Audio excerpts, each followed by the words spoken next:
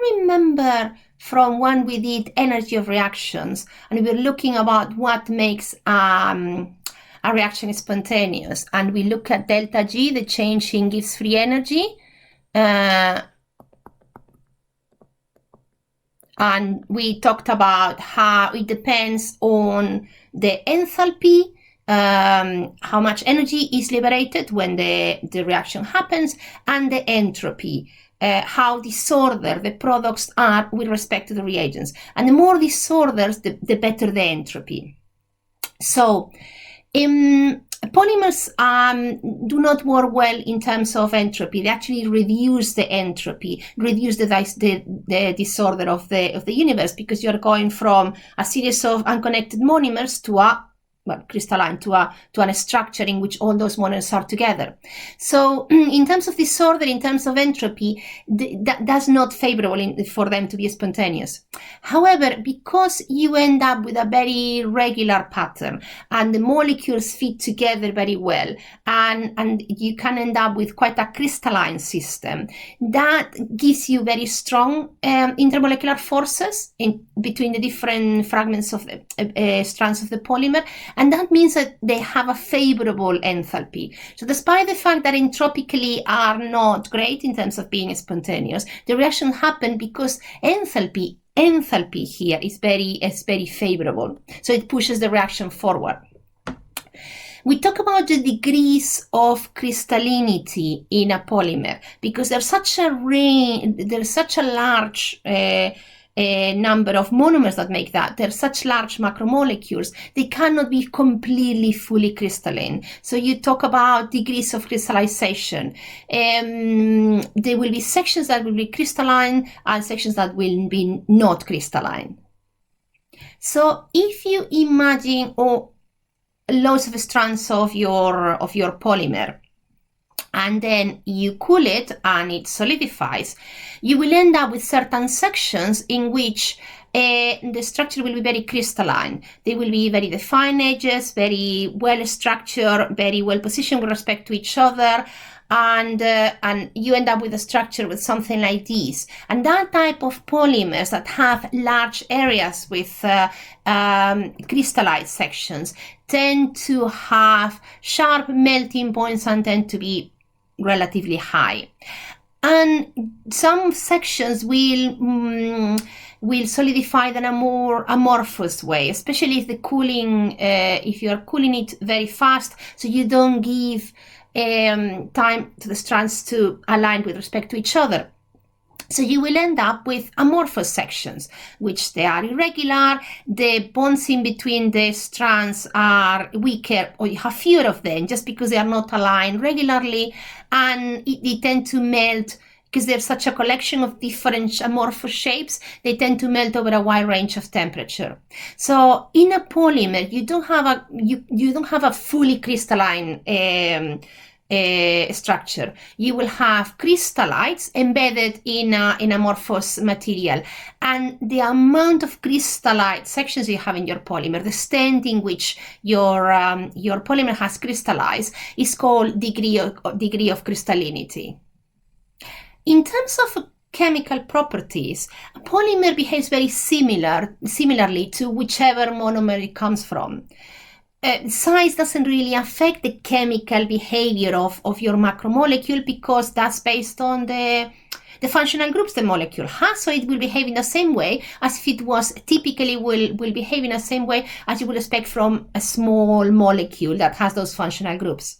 However, physical properties, melting point, boiling point, whether they're solid or liquids, etc., or the degree of how solid they are, more about that later, is very much dependent on the size of your macromolecule. So the physical properties of polymers are very, very different from those of smaller molecules or from those of the monomers they come from. Fibers are polymers that are long, thin, and thread-like, and they have quite a lot of strength in the direction of the fiber, and you have all the fibers kind of aligned next to each other, and they kind of are kept together by intermolecular forces, typically hydrogen bonds or van der Waal bonds. For example, this is the example of nylon, and you can see the hydrogen bond that keeps the threads of nylon, the threads of nylon together. It's made of the hydrogen attached to a nitrogen in the amide bond that is near an oxygen from another thread of fiber. And if you imagine, because these are not proper bonds, they are intermolecular forces, so there's an interaction. It's not a bond. There is a certain leeway. So they line on top of each other, but there's a certain leeway to kind of move with respect to each other without the structure breaking. Elastomers are elastic polymers. So you can deform them. Imagine a rubber band. You can deform them. You can pull on them and they will stretch, but then we stop applying the force. Will not remain stretched. They will come back to their original position. If you look at the structure of, for example, natural rubber here, you will see that it has no oxygens and no nitrogens, so it cannot have hydrogen bonds. The intermolecular forces you have are called van der Waal forces. They are weaker intermolecular forces. And as you can see, if you compare that with the structure of nylon of the previous slide, they are line-like, but they are not like a fiber. They have a much more, maybe not 3D is the wrong. If you imagine the different lines of natural rubber, the different polymers, one with respect to each other, they don't stack as well as when we saw the structure of the nylon. And there will be some intermolecular forces, and sometimes elastomers have cross links, so they have proper bonds. They are not only intermolecular forces. Every now and then they will have a proper cross link, so a proper bond between two different chains of the polymer. That's what we mean when we talk about cross linking. It means a proper covalent bond in between two chains of a polymer, rather than an intermolecular interaction. Plastics are a major class of synthetic polymers, and it's a huge part of our world. You can divide them in two main groups, give or take. On one hand, you have what we call linear or branched polymers, and the other one what we call resins, which are space network polymers. So if we look at the linear branched polymers, they can be more or less crystalline depending on how ordered. There will be sections that will be very well ordered of the chains, and sections that will be more amorphous. Things like nylon, PVC, polystyrene are considered linear/branched polymers. If you have linear polymers, it means that they are on a chain. If you have branched polymers, as you can see here, your chains have branches, which means that when you align them together, they don't pack as well as when you have linear polymers. When you heat linear branched or branched polymers, they soften. That's what we call thermoplastics. They are what we call thermoplastics. They soften with temperature. That means that they can be molded into shapes or extruded.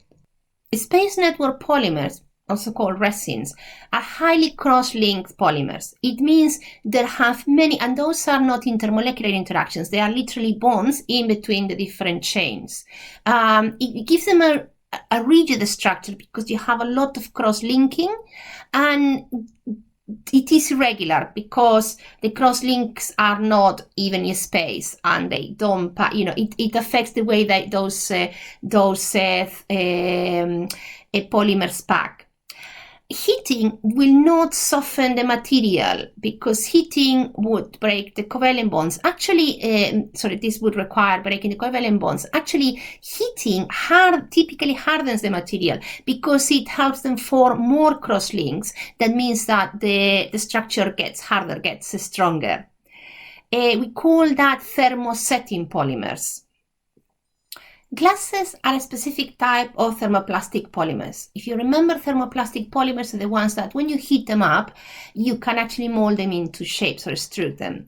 So some thermoplastic polymers are amorphous. So when you cool them, they form a rigid structure, a rigid 3D structure, but it's irregular because they are not, they are amorphous to start with. So these materials are transparent, and an example of this type of glasses is plexiglass, for example.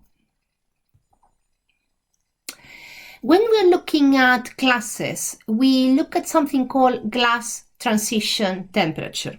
And it's a temperature below which the polymer becomes hard and brittle, like glass.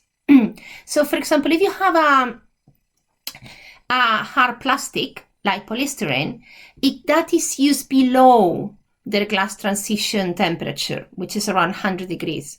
But if you look at some polymers like polyisoprene, they are used above their glass transition temperature. So they're actually soft and